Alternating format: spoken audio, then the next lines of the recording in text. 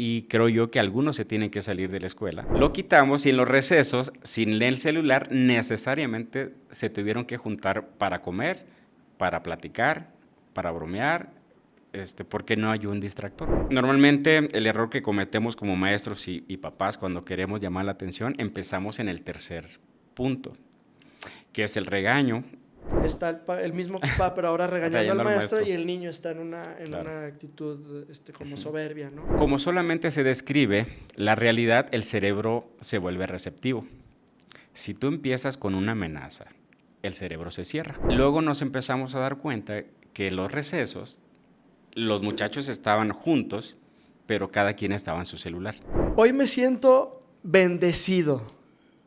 La verdad, me siento muy contento, y ahorita ya empezábamos a platicar tú y yo quise pausar porque tengo la gran bendición, la fortuna de tener a Juan Pablo Coutinho, que tiene un súper apellido, conmigo, pero que quiero decirlo, una persona que no tiene miedo a conectar con sus emociones, y que siempre me has contagiado eso, porque tengo la bendición de conocerte de hace algunos años ya, y desde la primera vez que tuvimos la oportunidad de platicar, me di cuenta esa sensibilidad que como persona te caracteriza, y la confianza que me generó también yo abrirme contigo. Así es que estoy seguro que la gente va a encontrar mucho valor en lo que hoy salga de tu boca. Gracias, Juan Pablo, por estar aquí. Gracias a ti, Supi, por la invitación. Es un placer también estar contigo. Y coincido que es una bendición, ¿no? Porque me identifico igualmente con tu historia y con el sentido y propósito que tienes para transformar la historia. Y vaya que escucharlo de un profesional en la educación tiene su mérito. Juan Pablo, para quien no tiene la bendición de conocerte,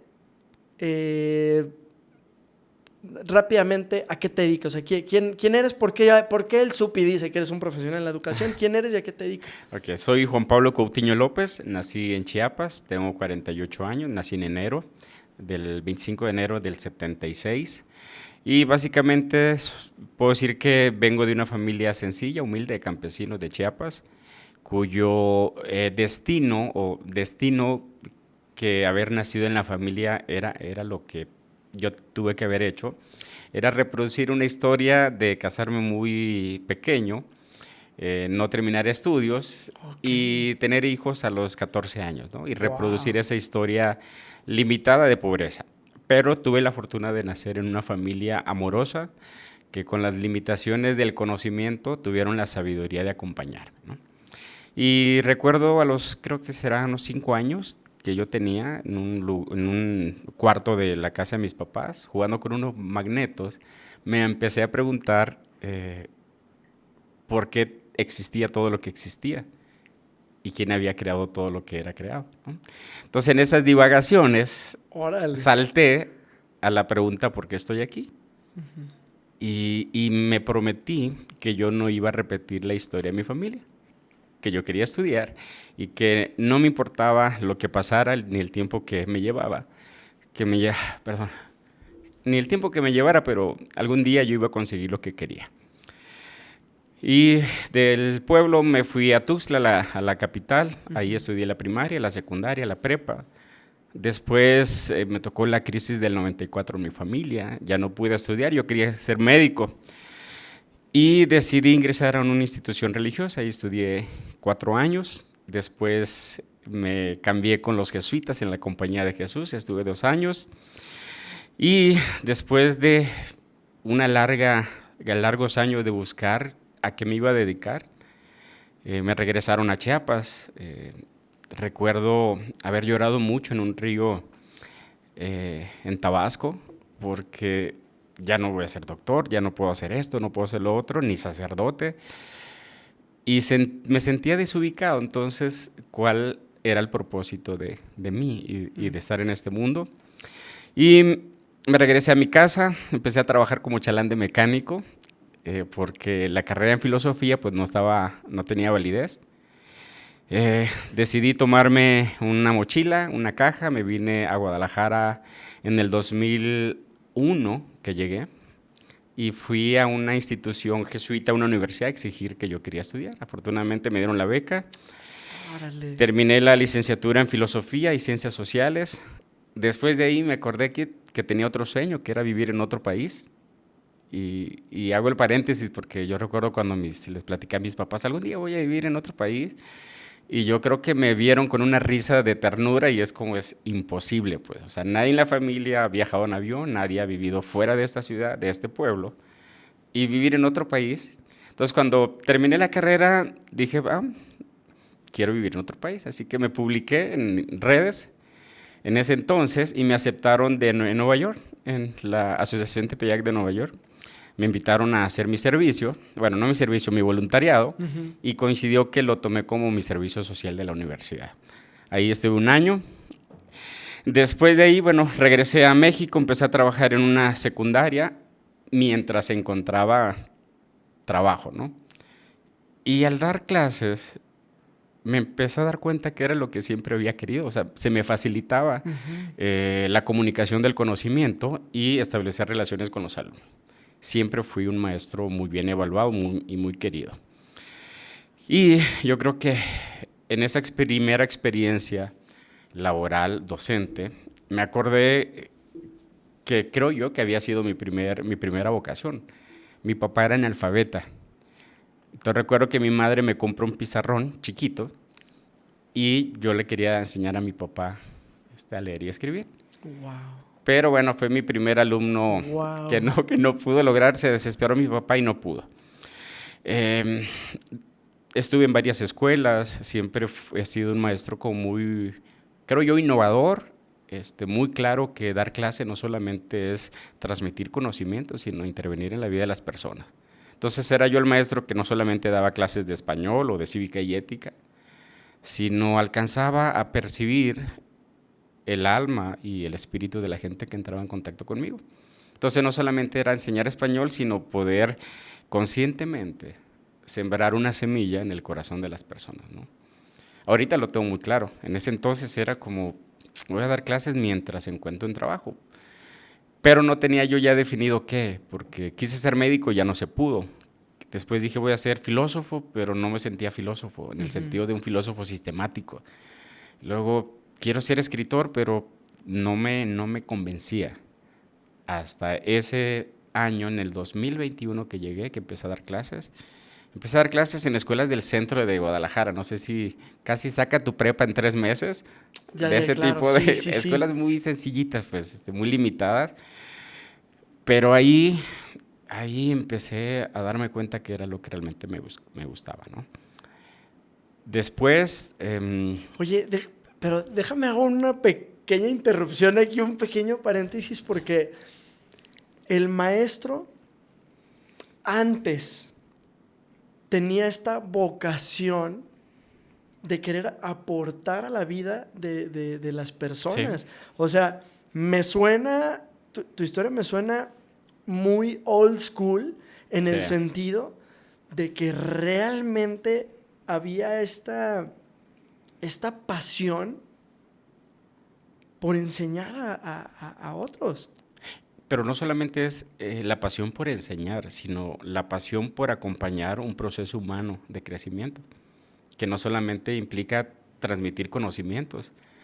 El maestro de antes era el que te corregía, el que tenía que hablar con tus papás, el que te ponía un límite, el que era el maestro y la referencia de autoridad.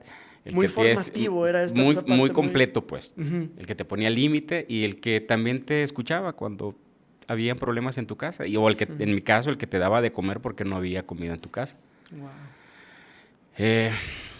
Bueno, y vaya que te terminas de formar, porque luego también hiciste tu maestría y todo, o sea... Vaya que te quisiste formar y te formaste. Después de regresar de Nueva York, empecé a trabajar en escuelas y después yo quería una maestría en educación, porque ya era más claro que a lo que me quería dedicar. Pero en la universidad donde yo quería ingresar, por alguna razón, no se abría esa maestría. Me esperé, creo yo, como unos 3 años, hasta que en una mesita veo un folleto en la universidad que hacía maestría en desarrollo humano y es como una parte educativa, psicología que siempre me atrajo. La estudié y yo creo que fue la mejor decisión de mi vida en cuanto a un posgrado, ¿no? Soy maestro en desarrollo humano y la tesis habla acerca de las relaciones interpersonales y cómo en el encuentro que yo tengo con los demás nos nutrimos mutuamente. Y hay una nutrición a mayor escala cuando yo soy consciente de lo que aporto y cuando soy consciente de lo que aportan a mí. Claro, claro. Y en esos años tuve maestros extraordinarios. Yo me puedo jactar que tuve maestros que estudiaron en un momento de la historia en Europa. Me tocó maestros que vivieron el Vaticano II en la Iglesia Católica y la transformación de tener un estilo de ver la Iglesia a un estilo un poquito más liberador, ¿no? Tú ves maestros que conocieron a García Márquez, por ejemplo, a Simone de Beauvoir, a Jean-Paul Sartre. Y estas personas que fueron maestros tuyos. Maestros míos en la universidad, casi Órale. todos jesuitas, ¿no? Wow.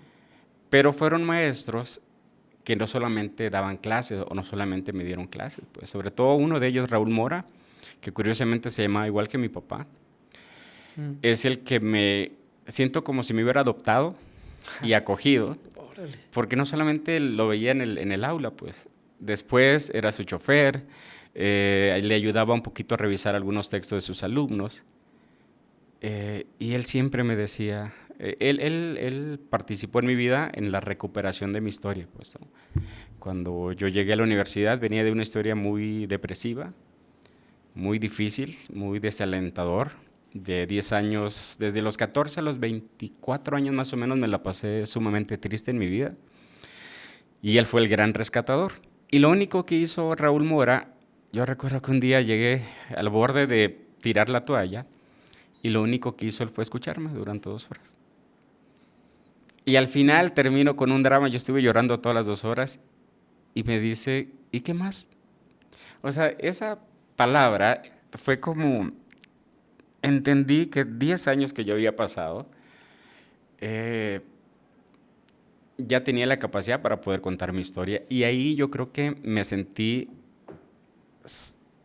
que había sanado y que lo que había sido historia solamente era historia y que tenía que abonar a lo que yo ya quería desde, ya tenía 25 años en adelante, lo que yo quería hacer. Wow. Oye, Juan Pablo, y hoy diriges una institución educativa. O sea, qué historia tan admirable, los comienzos tan humildes. De hecho, me gusta porque es como que ese es el verdadero, la verdadera descripción de un comienzo humilde, porque muchas veces creemos que la gente que no tiene dinero es como, ay, humilde. No, no, no. O sea, hay todo un contexto. De un contexto tan humilde a este momento dirigir una institución educativa. ¿Qué retos te estás enfrentando a hoy, al día de hoy, con querer educar a un niño? Porque ahorita lo estábamos mencionando, cómo el maestro podía llegar hasta esas áreas de decir, no, te portaste mal, y a lo mejor hasta su coscorrón, a lo mejor hasta su nalgada. Digo, estoy hablando de años, ahorita ya nos demandarían por eso, pero estoy hablando de años anteriores, cómo un maestro se podía, voy a utilizar esta palabra, inmiscuir, claro, hasta la parte más íntima, tal vez, familiar, para ahí también poder formar. Claro. ¿Qué retos estamos encontrando hoy? Porque al final, Juan Pablo, yo estoy aquí tratando de compartir con otros papás, mamás, a información que nos ayude a hacer nuestra tarea. Claro. Nuestra tarea de papás. ¿Qué retos hay aquí que se está viviendo desde el lado educativo? Mira, como yo lo veo, es que pareciera ser que yo compito, mi equipo de maestros compite, la escuela compite con otros educadores que son muy accesibles. Un niño de 12 años puede tomar su teléfono y ver un video de 3 minutos que posiblemente a mí me llevaba un semestre, un año estudiar eso.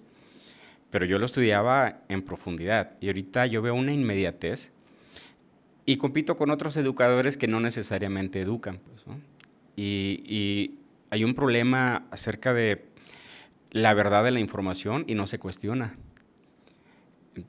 Veo un fenómeno donde alumnos alumnos, solo alumnos, seres humanos, sobre todo en la adolescencia, tienen la experiencia de un sinfín de información, pero no pasa por el tamiz de la crítica, pues, y de cuestionar si eso que se está viendo o escuchando es verdadero. Y los modelos de seres humanos, los modelos de vida, algunos yo creo que son cuestionables. Mis referencias, posiblemente te tocó a ti, mi referencia de niño era el médico, era el sacerdote, era el bombero. Y yo decía, casi todas estas referencias que yo tenía, tenían como algo en común que estaban en función de mejorar las condiciones de vida de la sociedad. Ya. Y ahora veo un poquito más de pensar solamente en uno mismo, en términos individualistas. Sin embargo, no es tan dramático. Ya cuando entro en contacto con los alumnos son iguales que nosotros, igual que yo fui, con esos deseos de querer buscar el sentido de su vida. El problema es que hay una lluvia de información que es más difícil, creo yo, para ellos encontrar una opción dentro de los millones de opciones que se les presentan. Wow, o sea, es un gran reto, un gran reto. Yo quiero profundizar en algo, porque ahorita dijiste cómo cuestionar la información real. Quiero que, que las personas que están escuchando puedan llevarse una herramienta muy, muy fehaciente.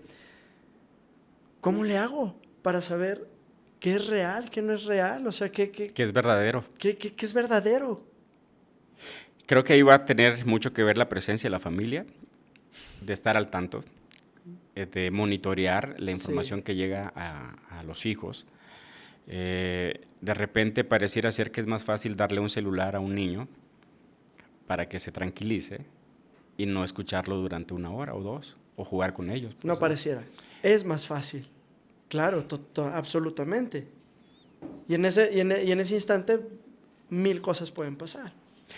Sí, y la supervisión es en cuanto al tiempo, al contenido y sobre todo a la calidad de información que un niño está asimilando, pues. Porque no solamente ve TikTok o ve YouTube o cualquier otra plataforma, está adquiriendo conocimiento. Pero ese conocimiento yo veo que no siempre es un conocimiento transformador. No es un conocimiento como lo planteaba quizás un poquito más Sócrates, ¿no? de descubrimiento de lo que hay adentro. Es solamente datos, información que muchas veces crea un vacío, ¿no? Y ese vacío, a veces, yo creo que en educaciones de otros años, se llenaba con la presencia de la familia y con la presencia del maestro, ¿no? Y de la escuela. Me preguntabas cuál es el otro reto. Posiblemente has visto un meme donde antes, si el maestro te mandaba una notita, llegaba el papá al maestro y con todas las disculpas, pues, ¿no? de la familia de una situación que había hecho mal al alumno. Y ahora es al revés. O sea, las explicaciones se las piden al maestro. Y mi reto es que yo no quiero ser ese meme, pues. Yo no quiero ser el meme de donde las familias pareciera ser que yo tuviera que explicar y pedirle perdón a un alumno, y debería ser un poquito al revés, ¿no? Sí, ese meme que mencionas, está el papá regañando al niño. Primero, sí, en regañando los al niño. 80s, 90s, está regañando al niño. Y el maestro está a un lado viendo como diciendo, pues claro. Sí. Y ahorita, en 2020, 2020s, está el mismo papá, pero ahora regañando al maestro, y el niño está en una actitud como soberbia, ¿no? Y el reto es como volver a tener esa posición en la escuela de autoridad, y creo que ahorita lo veo como en una situación complicada porque el maestro va perdiendo la autoridad. y el que asume la autoridad es el alumno o el adolescente, pues, ¿no? Con esto no quiero decir que situaciones que puedan plantear los muchachos no son verdaderas, por supuesto que sí, y hay denuncia, hay situaciones que van viviendo, pues, y cuando eso sucede, también la escuela debe ayudar y proteger. Pero ahorita veo más complicado, por ejemplo, poner un límite, subir un poquito el tono de voz, porque todo eso se ve como maltrato, se percibe como maltrato y yo ya no puedo elevar la voz, yo ya no puedo sancionar o es más difícil sancionar, porque además tengo que justificar y argumentar y casi poner todo un expediente por qué se tomó esa decisión, ¿no? Y esta parte de la escuela, ¿cómo ves tú hoy las instituciones educativas? Porque tal vez voy a spoilear, pero yo digo que antes ir a educarte era un privilegio. Uh-huh. Hoy yo percibo las escuelas como que lo estamos viendo como un servicio. ¿Cómo se vive desde dentro de una institución educativa? ¿Cuál pareciera que es la percepción de la gente de una escuela? Okay. Coincido contigo, pero va a depender del perfil de cada institución. O sea, no todas las instituciones educativas, sobre todo las instituciones privadas, tienen la misma misión y el perfil. Yo he trabajado en distintos escenarios educativos y puedo hablar que donde estoy, obviamente es una escuela privada, sin embargo es una escuela que dentro de la misión que tenemos es formar hombres libres, críticos, que sean capaces de transformar el mundo. Y en el segundo párrafo buscamos incidir para que los niños sean felices. Entonces, si tú vas a la escuela donde trabajo, normalmente, creo que ya has ido, normalmente vas a ver risas, niños corriendo, niños jugando.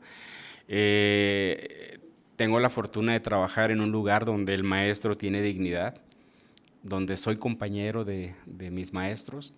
No solamente soy su líder, su jefe o su director, soy un compañero que estamos en el mismo barco y queremos hacer juntos un proceso de transformación.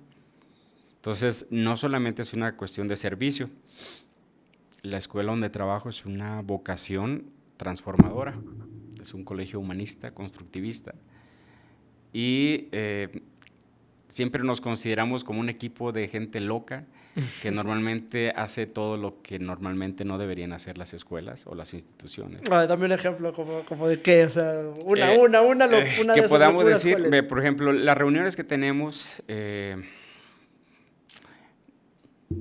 tengo consejos técnicos, por ejemplo, con mi equipo de maestros, pero los consejos técnicos normalmente, a veces lo hacemos en la escuela, pero nosotros lo hacemos en las casas de los demás maestros. ¡Órale! Y se presta no solamente para estudiar, sino para convivir. Claro. Y hemos tenido carne asadas, hemos tenido pozole, hemos tenido juegos, y hay momentos donde podemos abrir nuestra experiencia interna y poder compartirlo con los maestros, que son nuestros compañeros. Casi eso no sucede, abrir tu alma para que otras personas te conozcan, eso casi no sucede. Sí, sí, no. Entonces ahí entre nosotros hay una complicidad, y qué más locos somos una escuela y un equipo que nos atrevemos a darnos cuenta de que cuando estamos en una situación de crisis, porque como equipo nos pasan cosas, pero somos capaces de darnos cuenta, de perdonarnos, y de pensar juntos en proyectos extraordinarios. ¿Qué más loco? Pues normalmente hacemos un libro cada año, por ejemplo. Es un libro que hacemos cada año con los alumnos. Y ¡Qué fregón! ¿Cómo? ¿Por qué? Se llama Letras Tempranas. ¿Qué es lo loco? Que es un proyecto que de alguna manera los profes lo acompañamos, pero que el que es el coordinador general del proyecto son niños de tercero de secundaria. Y ahí él está el encargado de financiamiento, está el encargado de promoción, y es una muestra de que cuando pones un proyecto en manos de los alumnos, son extraordinarios.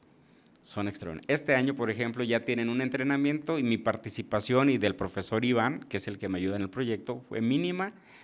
Ya nos toca nada más en la parte final, cuando ya está todo el documento, las últimas revisiones y ayudarlos un poco para el proceso de impresión. la dedicatoria, o sea, los dibujos. además es real, pues, Sí, o es sea, real. físico. Es el físico. No Es el físico. manches.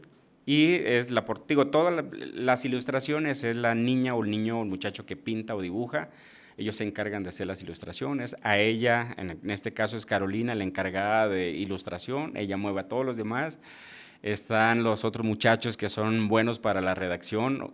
Se encargan de los procesos de edición y corrección de estilo. Los que son más sociables, digamos, por lo general les pido que me ayuden en la búsqueda de patrocinios. Ok, los de RP, claro. Eh, Oye, y acá entre nos, ¿sí queda chido el libro o no? sí, ahí lo tengo. Ya te lo, ¿de sí lo veras? traigo. De hecho, lo traigo para ti. ¡Qué chido! ¿El de este año? El de este año va a salir en junio. En junio lo presentamos, el 17 de junio. Ya, En el próximo mes. Ya está en imprenta y se está cocinando, ¿no? ¡Qué guau! ¡Qué regalazo, eh! ¡Qué chido, qué chido! Me gustaría regresar en algo cuando iniciamos la entrevista, que me conmovió mucho, ¿no? Recordé mi primera escuela. Mi primera escuela era un pueblo en Chiapas, pobre de campesinos. En ese entonces no había teléfonos, creo que había telégrafo. Toda la gente era campesina y habían dos escuelas, la de arriba y la de abajo. Yo estudiaba en la escuela de abajo, que era la 24 de febrero. ¿Por qué le decían la de arriba abajo? Porque el pueblito estaba medio empinado, pues era una subidita. Eso me imaginé. Y recuerdo al profesor Miguel, era de esos maestros duros que te jalaba la patilla. Claro. Pero por alguna razón nunca lo vi yo como una maldad o abuso. Era la presencia de él que era fuerte, pero es el que me motivaba a estudiar matemáticas, es el que me ponía a competir con los grandes. Me tocó una escuela con piso de tierra, con paredes de tablas, con techo de lámina. Tomar agua no había garrafones, no había tubería, era en el estanque de la escuela. Y recuerdo con esa sencillez que fui feliz, ¿no? Y me acordé ahorita pues de que todo lo que he hecho en mi vida, o toda mi vida me ha encaminado a hacer lo que hago ahorita. Creo que nací para incidir en la vida de los demás, pues, ¿no? Y no quiero que se me olvide, pues. A pesar de las dificultades que se viven en las escuelas, los que son directores, coordinadores, sabrán que tenemos que lidiar todos los días con emociones de alumnos, de papás, de maestros, conflictos que van surgiendo. Sí. Apagamos fuegos y por lo general es muy cansado, pues, ¿no? Otro reto que creo yo que se enfrenta a la educación es, hay una especie como de deshumanización de la docencia, como si los maestros no tuviéramos una vida. Se nos exige estar siempre feliz, de buen modo, con buen tono, accesible, y pareciera ser que no tenemos papás enfermos, tíos enfermos, cosas que pagar, y nos tenemos que enfrentar, como en el teatro, que el show debe continuar. Ojalá... ¿Y qué piensas de eso? O sea, yo creo que esta es una muy bonita oportunidad para hacernos conscientes, las personas que no estamos en la docencia, de entender un poco. Si, ya no digo empatizar, si se puede empatizar, mucho mejor, pero si no, creo que es un buen momento como para entender ese lado. O sea, ¿qué piensas de eso? ¿Cómo se vive? Mira, cuando me fue más claro darme cuenta de este proceso de deshumanización del profesor, y el profesor que se convierte en un obrero dentro de la industria, ¿no? Que tiene que producir niños con cierto índice de calidad. Antes de que fuera director, yo decía, si algún día voy a ser director, no puedo repetir lo mismo que no me gusta. Tengo que pensar en función de aquello que me hacía feliz como maestro y de lo que yo hubiera querido. Como no puedo controlar todo el fenómeno educativo a nivel mundial o a nivel México, lo único que sí puedo hacer es incidir en el equipo de trabajo donde estoy. Entonces, los veo como seres humanos que están ejerciendo una función digna, y trato de poner todas las condiciones para que ellos estén felices. Claro. Claro. Pero y hablando un poco desde su lado, Humano. sí, o sea, te digo la verdad, la neta, yo no... Si yo estuviera viviendo lo que veo que está pasando con la educación hoy, yo ya no quisiera ser maestro. O sea, yo diría ya, o sea, ahora sí que qué necesidad tengo, ¿no? Claro. Es como que yo te quiero ayudar. ¿Cómo? Quiero ayudar enseñándote y solamente recibo agresiones por querer aportar. Claro. No dirías ya. Creo que sí. Es como una salida, pero afortunadamente es la puerta que nosotros no tomamos. No abrimos eso, porque al final, mira, recuerdo todo lo que ha pasado con mi equipo y de repente es muy cansado. Puede llegar a ser muy estresante, muy agotador, físicamente, mentalmente. Pero cada vez que termina un curso, con el equipo con el que trabajo, siempre, mira, valió la pena todo lo que hicimos. Y borrón y cuenta nueva, empezamos a prepararnos otra vez para el siguiente.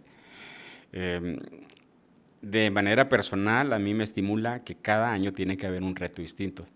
Si no hay un reto, siento como que si estuviera haciendo las cosas solamente por hacer, ¿no? Entonces yo sé que el profesor Luis Armando se va a poner un reto de mejorar su proyecto de ciencias, va a meter el elemento de una carrera de carritos compuestos con materiales ecológicos. Sé que el profesor de inglés van a tratar de hacer una feria gastronómica mejor que el año pasado. En mi caso, y con el profesor Iván, tratar de superar el libro que hicimos el año pasado, y siempre se nos ocurren ideas.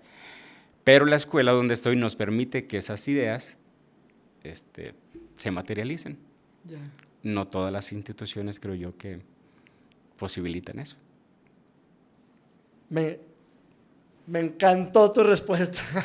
Me encantó tu forma de verlo, porque creo que eso es tener una vocación. Juan Pablo, este enemigo, ¿cómo se está viviendo la batalla contra esto? Mira, yo no lo plantearía ni como enemigo ni como batalla. Yo creo que es una realidad, ¿no? Porque si fuera así, yo creo que en otros momentos otro equipo fue el enemigo, fue la tele, o fue la radio, o fue el telégrafo. Entonces yo no lo veo. Es un recurso que bien usado es extraordinario. O sea, para hacer el libro, ¿qué te digo? Yo me comunico con el equipo editorial por WhatsApp en cierto horario establecido. Trabajamos conectados en Drive, por ejemplo, para ir haciendo las correcciones. Y hace unos días, cuando estábamos en la parte final, si te hubieras visto, o si te hubieras conectado, vas a ver que es un recurso muy bien utilizado para poder compartir información. Entonces, no es un enemigo, es un recurso extraordinario, pero que tenemos que ser formados y educados para poder utilizarlo. Algunos países están regulando ya el uso de un celular a cierta edad. Uh-huh. ¿Tú qué opinas de eso? ¿Y debería de estar sucediendo aquí en México? No sé si la palabra regulado sea la adecuada. Si te refieres regulados a nivel institucional, como que el gobierno, las políticas gubernamentales obliguen o prohíban, me costaría más trabajo aceptarlo. Como si fuera, imagínate un permiso de conducir, te lo dan a los 16 años, uh-huh. No te lo dan antes. Una licencia de conducir, te la dan a los 18, no te la dan antes. Antes claro. Fue el permiso. Claro. A ese tipo de regulaciones me refiero. O sea, okay. que en ese sentido, sí. Hay cierta edad para todo. Como tú lo dices, pues no se le puede dar una licencia de conducir a un niño, aunque sepa manejar, aunque le pueda mover el volante, ¿no? En el caso de los muchachos en secundaria, posiblemente, pero con cierta supervisión. Mira, lo que hacemos ahorita en la escuela, lo que hicimos prohibir, no se pudo. No se pudo. Lo que hicimos recoger, no se podía, era muy complicado. La opción que tenemos ahorita en la escuela, mira, el reglamento dice que no lo traigas, está prohibido. Si lo traes, si se te rompe, si le pasa algo, no es mi responsabilidad. Lo puedes traer, pero si te lo veo o si estás llamada, te lo retiro y no te lo entrego a ti, se lo entrego a tus papás. Entonces, eso creo que ha ayudado un poquito más en este año porque trato de que los alumnos tengan la libertad y la responsabilidad de usarlo. Cuando lo prohibí tajantemente, siempre se buscaban alternativas para poder romper esa regla. Y ahorita, mira, tienes la libertad de traerlo. Sin embargo, si te veo en videojuegos, en WhatsApp, mira, si lo traes en tu bolsa, solamente lo entregas. Tu mamá me escribe un correo, tu papá, diciéndome, quiero recoger el teléfono de mi hijo y yo lo voy a entregar en el momento en que tenga un espacio. Ahorita creo que es lo que más ha funcionado, ¿no? No una prohibición tajante, sino una libertad y responsabilidad en el uso adecuado del dispositivo. Wow. Y bueno, dices que has visto resultados.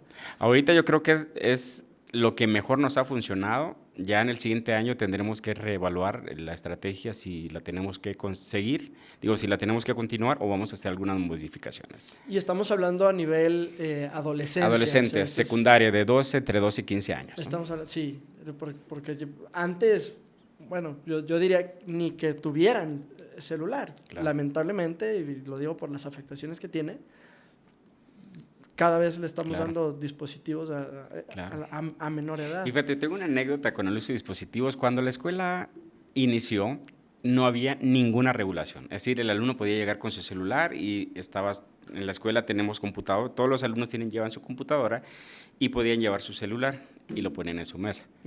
Obviamente entraba un WhatsApp o cualquier notificación y era un distractor. Luego nos empezamos a dar cuenta que los recesos, los muchachos estaban juntos, pero cada quien estaba en su celular. O sea, no se propiciaba ni el encuentro ni el diálogo. Claro. Y eso, cuando nos dimos cuenta, mira, no es tanto que sea un objeto del demonio, sino es un recurso que no posibilita el encuentro en los alumnos. Lo quitamos y en los recesos, sin el celular, necesariamente se tuvieron que juntar para comer, para platicar, para bromear, porque no hay un distractor, pues. Oye, y por ejemplo, para mí, y sabemos, de hecho hay un documental muy interesante donde los mismos ingenieros de grandes compañías como Google, Meta, hablan de cómo trabajan ellos para hacerlo más adictivo, o sea, dicho por ellos. Pues esto es como si a un alcohólico le quitas su vaso de alcohol, claro, su drink. ¿Qué fueron los conflictos a los que se enfrentaron cuando quitaron? Porque pues no querían toda la gente sacar. Hubo reticencia. Empezamos primero con una cajita, no si querías, lo tenías que entregar. Y obviamente era una caja con celulares, 20 celulares, ¿no? De gama alta. Pero después de 20 habían 15, después habían 14, después habían 13 y yo no podía meterme a su mochila para registrar. Y nos empezamos a dar cuenta pues que sí traían los equipos, solamente que no lo entregaban. Si no pasara nada, si los equipos solamente estuvieran en la mochila, no había ningún problema. Sin embargo, yo veo que las interacciones que empezaban a tener algunos alumnos ya en redes sociales no siempre eran constructivas, pues. Sí. Y a veces se utilizaba el espacio escolar para poder hacer un comentario inapropiado sobre algunos de sus compañeros. Entonces, claro, estás hablando específicamente, se daba el ciberbullying, que hoy lo estamos viviendo. Claro. Entonces no pueden usar, tuvimos que modificar nuestro reglamento y gran parte es el convencimiento que yo le pedí a los papás, pues. O sea, no quiero que ustedes sean los opositores, sean los aliados de cómo vamos a educar a los muchachos en el uso de los dispositivos. Hubo un poquito de reticencia al inicio, pero se planteó desde el inicio del ciclo escolar. Afortunadamente hemos tenido respuesta de las familias que se tuvieron que educar también en cómo la escuela iba a regular el uso de dispositivos de sus hijos. Claro, y es que a veces como papás no hacemos este equipo con la institución, con la escuela, y pareciera que empieza ahí como una batalla, ¿no? Que incluso mucho de eso es noticia para los medios sedientos del amarillismo. Hay mucho morbo en cuanto a estas problemáticas entre familias e instituciones educativas. ¿Qué opinas de eso? A ver, no comprendí bien la pregunta. Esta lucha de hacer evidente que existiera una lucha entre familias e instituciones educativas. Y sacarle jugo a eso, o sea, al amarillismo, ¿no? Miren, es como invitarte a la lucha libre. Mira cómo se pelean las escuelas hoy, claro, con las familias.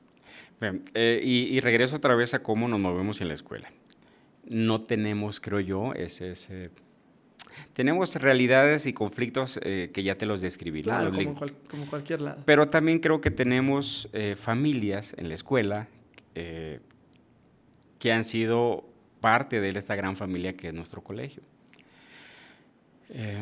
Entonces no lo veo yo como una lucha ahorita que estamos teniendo en la escuela con las familias en general. Hay familias que de repente pueden llegar a haber algunos conflictos, pero quiero hablar más bien de todo lo hermoso que hacen también las familias, claro, en la escuela, porque no todo es amarillismo, pues. Sí tenemos papás muy presentes, tenemos papás que sí respetan también lo que yo les digo, lo que les dice la escuela, tenemos papás que han confiado en la educación de sus hijos en nosotros, y al final, mira, ya somos una escuela de 10 años, ya tenemos alumnos en la universidad. ¡Órale! Y cómo veo yo que sí estamos haciendo algo bueno, porque regresan. O sea, son muchachos, ahorita recuerdo a Rodrigo, recuerdo a Diego, son muchachos que crecieron con nosotros y normalmente llegan a la escuela. Algún evento, en ocasiones nos llegan a ayudar cuando estamos montando algún espectáculo, algún evento. ¡Órale! Y creo yo que ellos fueron tocados, tuvieron una experiencia diferente de educación, porque fueron muchachos amados, ¿no? Es muy interesante porque el eros o el amor es un concepto que normalmente no se usa en la educación. Uh-huh. Y nuestros alumnos creo que han sido amados por este equipo de maestro que sabe amar, ¿no? Oye, y entrando ahí un poquito en el debate de... Existe mucha gente que ya está percibiendo, si no problemáticas, insuficiencias, diferencias, estructuras o reestructuras en las reformas educativas, y ya no confían en la educación, vamos a llamarle convencional, y dicen, yo quiero que mi hijo estudie desde casa. Homeschooling. Homeschooling, ¿cómo una institución educativa ve, o un director, cómo ve el homeschooling? Creo que para algunos alumnos es una opción que les beneficia, ¿no? Siempre y cuando haya una presencia familiar que acompañe. Y es una opción para ciertos alumnos en específico, pero no es para todos. De la misma manera que la escuela convencional no es para todos. Sabes casos de gente exitosa en el mundo que se alejó de la educación, de esa educación convencional, y no necesariamente no fueron educados. Se educaron, crearon empresas y transformaron el mundo. Uh-huh. Entonces, homeschooling es para algunos, no es para todos. De la misma manera que la escuela convencional pareciera ser que es para las mayorías, pero 1 o 2 escapan a esa norma. Y creo yo que algunos se tienen que salir de la escuela para poder ser educados de una manera distinta. Y son los raros, generalmente son los que transforman el mundo, ¿no? Hay algo loco que también hacemos en la escuela, y yo de manera personal. Hay no una fascinación, pero no le hacemos el feo a niños que tienen ciertas condiciones, ¿no? TDA o algún tipo de trastorno o X cosa. Yo de manera personal me siento más atraído por niños que tienen alguna situación de conducta que hay que atender, porque son los más necesitados, pues. Es muy fácil e ideal tener un grupo donde todos los alumnos sacan 9 o 10 y se comportan. Eso es muy fácil, pues. Pero atender a niños que tienen problemas de conducta, de aprendizaje y tenerles toda la paciencia del mundo, Ajá. ahí está la educación, ahí está la vocación. Y ahorita otra vez recuerdo a todos estos niños que he tenido muy difícil en el primer año, sobre todo después de la pandemia. No quiero mencionar nombre pero había niños muy complicados, o sea, que la familia se les complicaba porque no podían rendir, porque estaban todos desanimados, porque estaban deprimidos.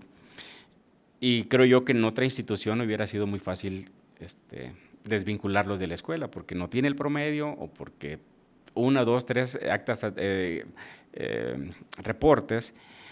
Cuando un niño que presenta estas condiciones se les da su tiempo y se entiende que son muchachos que están en un proceso de desarrollo y que en algún momento van a encontrar el hilo de su vida, esa es una cosa loca y muy humana que creo yo que hacemos en la escuela.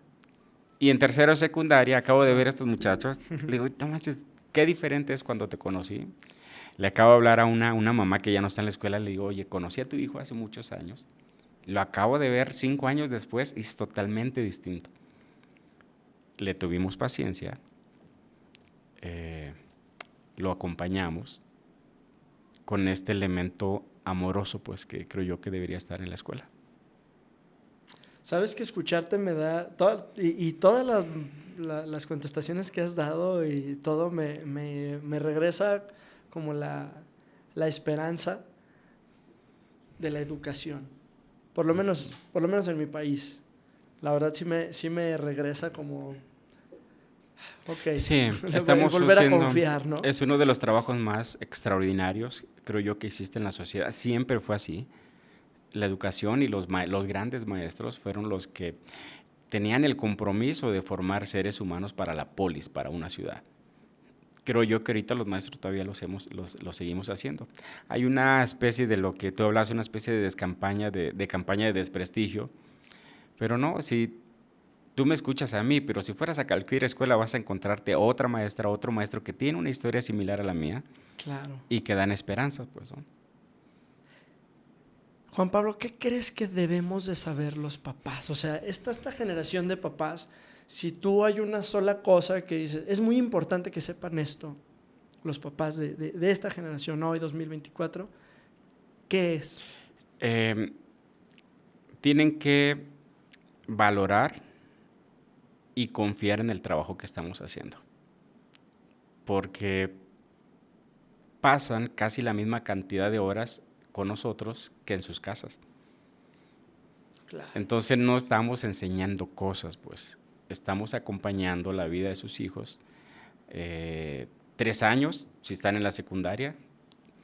En mi caso, hay niños que están 6 en primaria, 3 en secundaria y los conocemos durante al menos 9 años y deben saber que estamos haciendo un trabajo extraordinario. Vaya que tendríamos que confiar, claro que sí. Y valorar, pues y reconocer. valorarlo. Antes de cerrar, mi podcast se llama Que alguien me enseñe a ser papá. Okay. Y es, yo quiero aprender de un profesional como tú. Mi niña tiene 1 año y medio, vengo a esperar el segundo. Dime, por favor, un tip que me ayude a ser ese papá que quiero para mis hijos. Una, escucha activa. Escucha activa es, quito mi celular, me dispongo a escuchar la historia que mi hijo me quiere contar y no hago juicios, y no hago recomendaciones ni doy consejos, solamente escucho. Y en parte del entrenamiento que yo tuve es, yo dispongo mi cuerpo. Cuando estoy en presencia de un alumno, si tú pudieras ver la oficina, normalmente cierro la computadora, quito el teléfono y mi cuerpo se dispone a escuchar. Y normalmente vas a ver que estoy ligeramente inclinado hacia adelante, pues, ¿no? Y ahí yo aplico en general algunas técnicas que aprendí, síntesis, paráfrasis, hacer una pregunta para que la persona pueda hablar y exponer. No hago ningún comentario, ningún consejo, a menos que me lo pidan.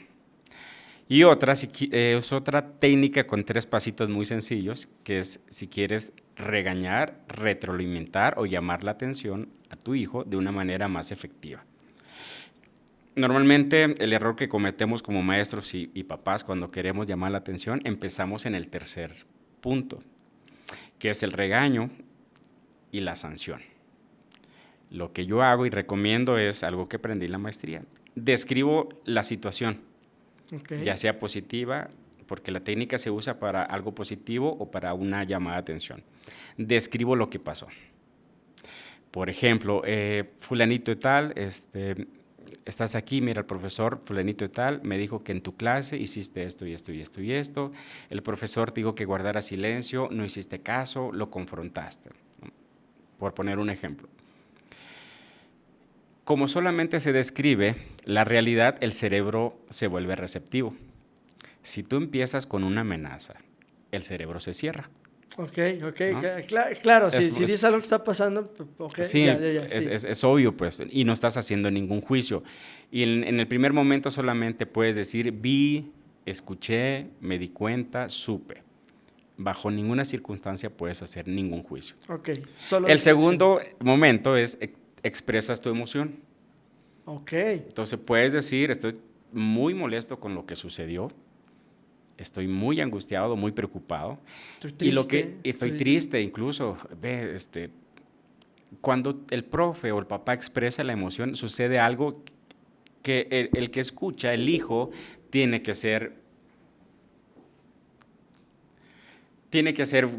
tener alguna situación como para que no se conecte emocionalmente. Ok.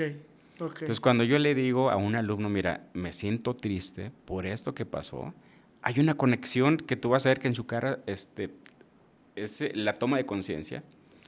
Claro. Y el tercer punto es ya la petición, te voy a pedir que no se repita esta conducta. Si tú empiezas, te voy a pedir, en un diálogo con tu hijo o con tu alumno, te voy a pedir que sea la última vez que haces esto, por alguna razón el cerebro se cierra y no se vuelve receptivo a ninguna retroalimentación. Okay. Lo puedes aplicar exactamente en una plática de parejas. Si tú empiezas con tu pareja a recriminar algo, aunque tengas razón, te cierras. Sí, claro. Pero si se describe la experiencia, se expresa la emoción y se pide con mucha claridad lo que necesitas, a nivel comunicativo es más efectivo. Programación neurolingüística. Qué chido tip. Sí lo agarro, me lo quedo y lo voy a poner en práctica. Con con empleados, con gente que puede estar a tu cargo, lo mismo.